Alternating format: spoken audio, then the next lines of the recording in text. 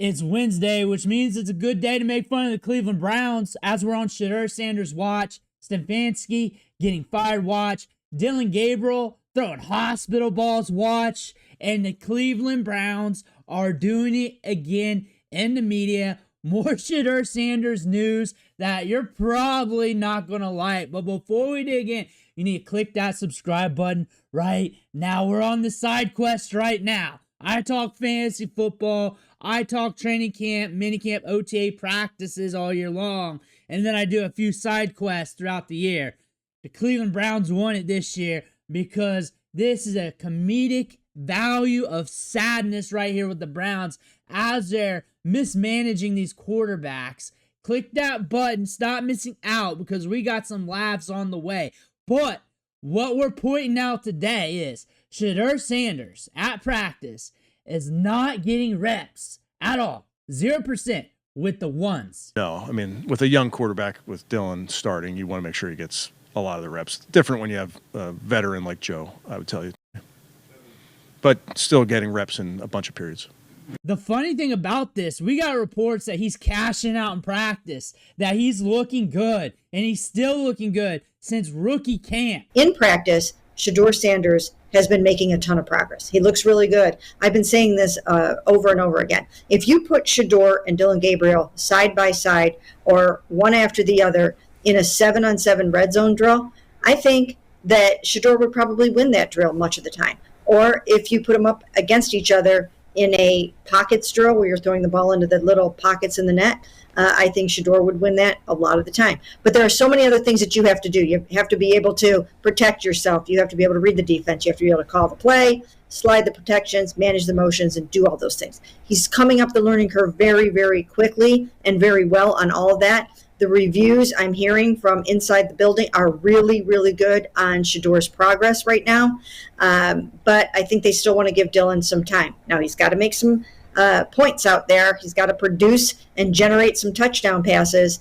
But for now, I think the status quo will be maintained. Like, we got one bad preseason game, but we're still killing it in practice. Shedeur is just a snap away. A snap away from being the guy, and they're trying to hold on and win games. But all it takes is one hit. He has zero opportunity with the ones right now. Zero. Zilts. Nothing in the summer, nothing now. So if that happens to Dillon Gabriel, we're not rooting for it. But if it does, there's no insurance policy here because you had him thrown to equipment guys. What do you make of Stefanski saying now that Gabriel is the quarterback, that Shedeur is not getting first-team reps? Look, let me start by saying pro sports is not fair. So there's, it's not fair. It's not, but that's pro sports. Secondly, how important is it that the Browns win? Is it important? The most important. Yeah, the most important. Okay, and they've decided that Dillon Gabriel is their starter. So if you need to win games, is it more important to have your starter at their best, whatever their best is, or to bring along the backup? It's the starter. Okay, so why was Gabriel getting first-team reps in training camp and behind Flacco, but Shedeur isn't afforded the same opportunity in practice? Flacco was never the future. Are we selfish for wanting him out there? I've been saying this all along. Are we selfish for wanting him out there? Because they're not putting the cards in place for this deck to get him in the best situation possible for him to flourish. This is my problem with a lot of the frustration. There is zero trust with the Browns organization from anybody. From anybody. I don't even know if the Browns trust themselves, to be honest with you. Because as the season goes on and you're 2-5, you got that win, that's great. But if you lose again on Sunday, and New England's favored, and they're favored by a touchdown for a reason. They're a good football team. If you lose that game on Sunday, then, again, when do I play this guy? Is he ready to play? Because you know what's going to happen. Outside of Cleveland, like he'd go out there, and if he sucks up the room, you're going to be blamed. It's going to be on you. So I wonder how much they second-guess themselves. So now, if you want to see the other guy play, and a lot of people do, I have not said that statement. Not yet. No. If you want to see him play, you have to trust the Browns' evaluation here. You can go and you can outperform guys. Now, you could say, did they put him in the position? I don't know. See, that's what's frustrating about it. I'm asking questions I don't know the answer to yet. So I can't go spouting off about what I know or don't know about the Browns when I don't know the answer to it. I can only go by what Mary Kay says. Yeah, it's gotta be hard. Everybody assumes we're going to see Shedeur at some point. Mm-hmm. We've heard from national reporters time and time again, there's a gap. But Albert mentioned it again yesterday. There's a gap. Well, it's because people in the Browns building have told him there's a gap. He didn't just make it up out of thin air. But I'm telling you, Albert would love to come on and say that he's nipping at the heels and he's right there ready to go. But he's been pretty consistent. Other national guys have been pretty consistent. We got a little more color on all the work that's being done in terms of the plan for me and Rappaport a few weeks ago. Okay. Like, the thing that stinks is what opportunities do you have in practice when they're trying to get Dillon Gabriel ready for games? You just don't have a ton. Like right now, his best situation is Gabriel not to play well, and then him get extra time on the bye, then come out, because where's the rhythm at? Where's the timing of getting all these opportunities? Like being able to develop, being able to progress in the system. We're hearing good news, but considering Dillon Gabriel's getting all the opportunities, why don't you just let it rip? Why don't you let him throw it farther than 5 yards? Have him push it downfield. Who cares if he throws picks? Who cares anymore? Like, you're not going to win the Super Bowl running an offense like that. Nobody has. You can say Trent Dilfer, but it ain't nothing like this. It ain't nothing like this. Maybe you can make a case in the 60s. You can make it work. Start taking some shots down the field. Let's see what these receivers can or can't do. I lean more toward, just like with Dillon, the can't do part, but don't know it unless you see it. And again, I think it's important to let Dillon let it rip. And if he throws some picks, he throws some picks. But you got to evaluate it. You can't. And you heard Kevin earlier today where he's like, well, there's a fine line between being conservative and, being smart and things like that. Yeah, you don't have to be conservative to still be smart with the ball and where you're throwing it. So I think that's what's got to happen, Jeff, is you got to give these receivers some opportunities to make some plays down the field so you can figure out whether or not they can do it in the first place. Because right now we're sitting here saying they can't do it, right? So that's kind of where I'm at with that room. And you want to hold on to that preseason game of Shedeur Sanders. You want to hold on to that. Like, he does have some development to do. He needs more practice. He needs more opportunities. That's why the offseason practices really matter, and having the opportunity to compete with these quarterbacks for both of them really matter. But he's a good quarterback. He's got some upside. He can fit it downfield, deep ball accuracy. That's something that's getting lost right now. Yeah. 4 weeks ago, getting started on this process, everybody's asking about Colorado. My mind, just went to off-schedule plays, him making things happen, outside the pocket or, off schedule, right? He's the best player that NDSU has played yet. Okay, and I really believe that. This guy is process-oriented. He's progression-based. He's aware of footwork and timing and rhythm. He takes what the defense gives him. Okay, he goes to the right spots, and then on top of that, he can play off a platform, different platforms. I think he has a great ability. Probably in my opinion, his strongest suit is that he can get his cleats in the ground and deliver the ball quickly when he has to. And that has a positive effect on RPOs. That has a positive effect on relief type plays, a run with relief. He's impressive. If you were to line up and show him a 3-man rush, he's going to buy time back there, and hit second and third level throws that are uncommon, with great accuracy and deep crossers and those kind of things. Some of his best plays are the simple play of throwing the ball away as well. I admire Shedeur from the standpoint that he's playing the position the way it's always been intended to play. Rhythm, timing, footwork, all matching up. And then you put on top of that the ability to extend plays looking to throw. He's not a runner first, but he is capable.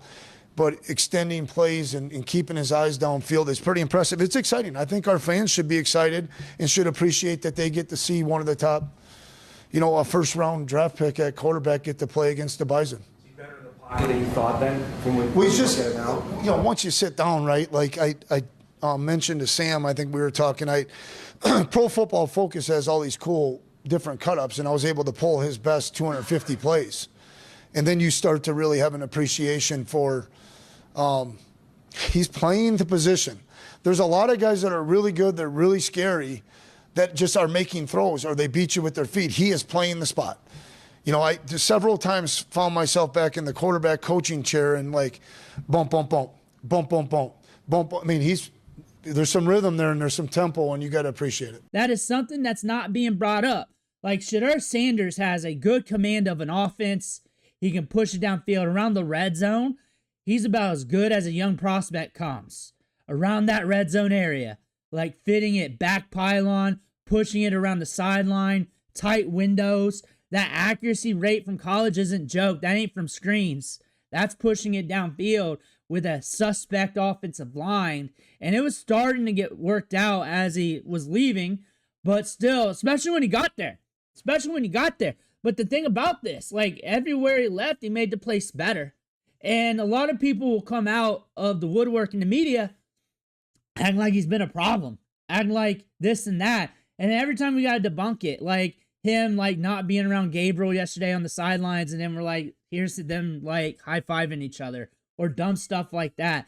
He's actually a really good kid. I think that's the thing that I see most is he's a really good kid. He needs some development in his game. He needs some practice. He's coming along good, though. Like, he's been solid. Like, he's had a solid run from rookie camp. He's had one misstep, really, playing behind a bunch of duds in one preseason game, but lit it up in another with those 2 touchdowns, especially that second one. That was nice.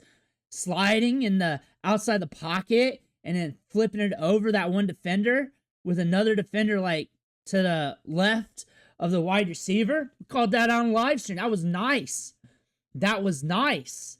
And now we're watching Dillon Gabriel throw hospital balls in games here. Like, not even 10 yards downfield. Like, open it up.